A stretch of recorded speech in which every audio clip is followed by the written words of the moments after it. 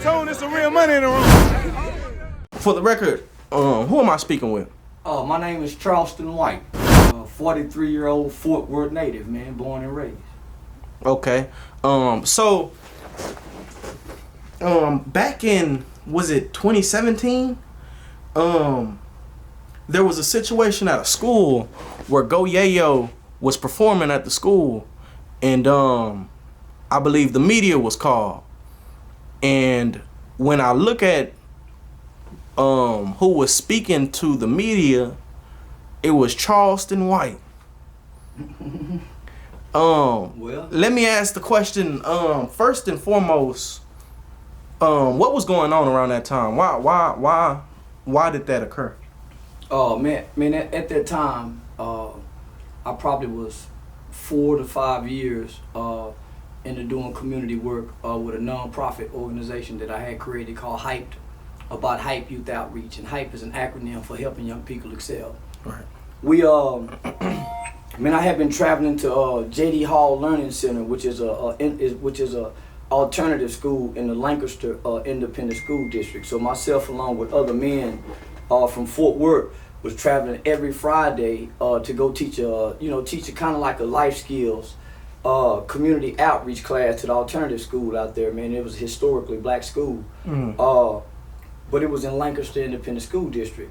So we have tried to go into Fort Worth Independent School Districts as black men in the community, as fathers, as uncles, as cousins, and work with the children in the Fort Worth ISD. And so we had partnered with one of the gang intervention and prevention officers who worked inside the school district. He recommended us to Midlevel Middle School, which was another alternative school in Fort Worth, Texas, and it was kind of out in a Caucasian, predominantly Caucasian area, but it was mostly Hispanic and black children. And so we spent probably a few months going out there, and great impact, man. The teachers loved us, the kids loved us, and we went every Friday. So we went every other Friday. So all of a sudden we was told that we couldn't go anymore. And the reason we was told we couldn't go anymore, because our programs were so effective, they had recommended that we start getting some type of funding for our youth program. And there was a black principal, I can't even think of the nigga name, man, but there was a black principal, man, over at there. So black principal, black gang unit officers is working inside the school, black children, black men coming from the community. So when they started talking about, man, well, let's try to get these guys some funding to do what they're doing, they wanted to run our backgrounds. Well, I don't have any felony convictions, but I have I got caught with like 10 pounds of weed, man, and 2 pistols when I was like 22 years old, trying to get into college in Arkansas. And I took a 5-year deferred adjudication probation, 4 months in a prison boot camp. So the deferred adjudication shows that stopped me from going into schools. The other men that was with me had drug convictions. The other men that was with me, they had drug convictions, 10 years old, 15 years old. Some had some violent past, but it was decades ago. And they was living productive lives today. Well, because of their criminal history, they wasn't allowed to enter into the schools anymore. So not only did they stop us from going into the schools, that caused me to do more research. So I found out the policies with Fort Worth Independent School District, where if I have a felony conviction, that stops me from participating to volunteer on campus on field day, whether that's a lemonade stand, doing anything as a parent. That stops me from riding a bus when they go to the zoo, or going to the off campus. That stops me from following the bus and participating in any school activities, right? Mm-hmm. What they didn't tell me, that the principal has the discretion to allow us to come on campus as long as we're supervised by a school employee. They just totally kicked us out, homie. So there's already a lack of black men that's involved in the school district, let alone some men that's being recommended by gang intervention prevention officers.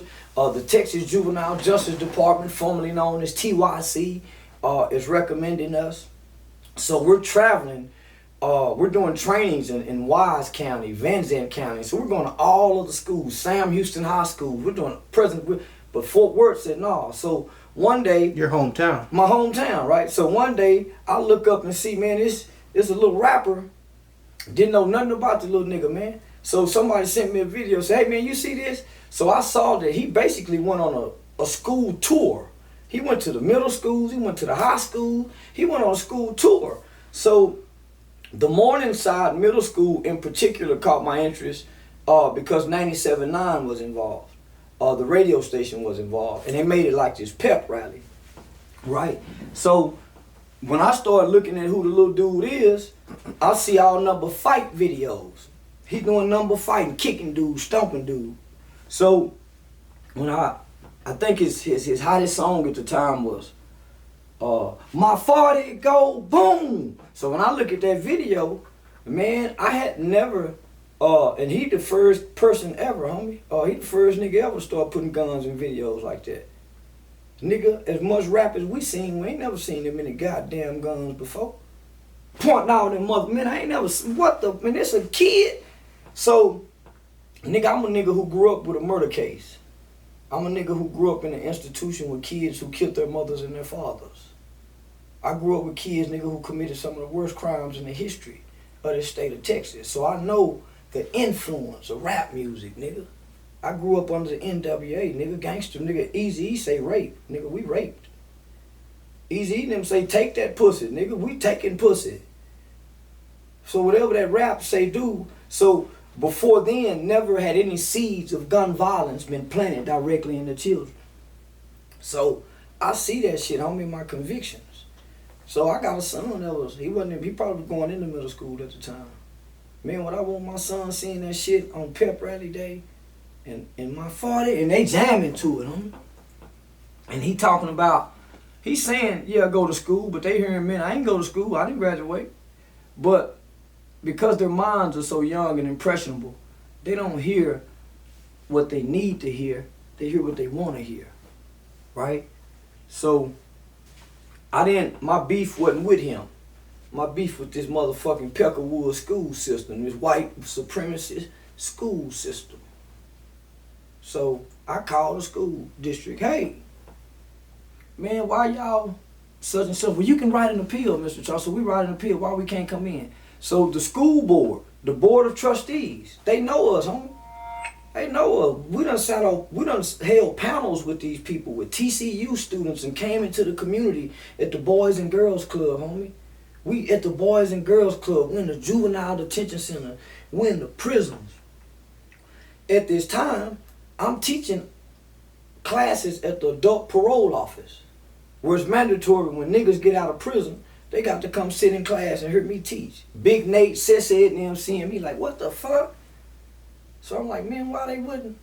So, yeah, so we called the school district.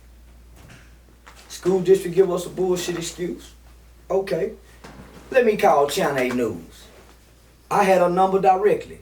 Say, listen, man, they sent this little gangster rapper, he violent, he got these lyrics, and I know how to sell it too, boy. You hear me? And I sold it to the media, and the media, yeah, man, fuck that nigga and whoever took him up there. Fuck every adult that had something to do with that little stupid motherfucker going up there, nigga. And guess what? All them motherfuckers failed the STARS test miserably. They all failed the STARS test miserably. And this was 5-6 years ago. Right now today, only 36% of children in Fort Worth Independent School District can read on or above their grade level. That means almost 80% of black kids in Fort Worth is dumb and stupid. They can't read. But they can quote that stupid shit. My 40 go boom! Now them little motherfuckers on murder cases and everything. 5 years later, look at this shit now, my nigga. 5 years later, look at him. Look how many people done died around that boy. How many kids? He sold them seeds, my nigga. Everybody was mad at me then. Everybody was mad, man. That nigga did. Nigga, fuck y'all. Y'all ain't fed nobody. I'm still feeding kids, my nigga. The shooting that happened at the park on Mother's Day. I didn't see no OG down there getting nobody out of jail, my nigga. I ain't see no OG. I ain't see no rapper. Them bitches had court-appointed lawyers, my nigga. Only a couple of kids could afford lawyers. Listening to that stupid-ass rap shit, but I was one of them little motherfuckers listening to that stupid-ass rap shit. My mind's playing tricks on me. So look at the city now, homie. So let's go back for a second. Yeah. So after this, I was told, now mind you, I was not around at this time to even understand what was going on with Fort Worth hip hop and the influence and impact that it had on Texas as a whole. But I was told Go YaYo was one of the hottest artists around this time. He was the hottest. And after that, it severely impacted his rap career in a negative way. In a sense, it kind of killed his buzz. He killed his buzz. That didn't kill his buzz. See, he went and wrote a song, as all great artists do. As all great artists do, homie. All publicity is good publicity when you're in the entertainment industry. He went and wrote a song, nigga, and it was a wonderful song in response to it. Storytelling. He showed that he can write a story. It didn't kill his career. His numbers went up. You on Channel 8 News? So that means the news people love him. Man, them white people love that boy. That white woman that done that story. Can you imagine when she's at the bar with her white friends? And she done a story on this moment. He became a phenomenon after that. He became his antics and his misguidance. The violence that he perpetuated. He began to embody what he rapped about. That killed him. There was nothing good above him to guide him, to teach him, and to point him in the right direction and say, let's get money. His community failed him. His parents, his adults, whatever mentor, whatever friend, they failed him. They failed him, homie. Everybody around him failed that kid. Could nobody get him and get him away like they did Lil Wayne? It ain't no babies around here to take these boys and say, no, man, I got you. Let me get you away from this. They on stage with the damn baby. Old ass niggas. The kids can't get right because the mamas won't get right. When the parents go to thinking better, when you got a kid with talent like that, my nigga, everybody is supposed to huddle around him and shield him and protect him. You do it to your ball players. You do it to your football players. That's what you do when it's a village. But it ain't no goddamn village. All these goddamn hoods, my nigga. So the boy done failed. He ain't going no goddamn well now. He won't go no fucking well. Nobody will in this city. Because they won't listen, and it ain't nobody talking for them to listen to. That's telling them which direction to go in. Because don't nobody know. Ain't nobody ever made it out of here. Who done made it to tell us which way to go, which route to take? That's why they all just dumb and stupid, and they bang, bang, bang, bang, bang. And that's all they know. They don't know nothing else, my nigga. Hey, real tone, there's some real money in the room.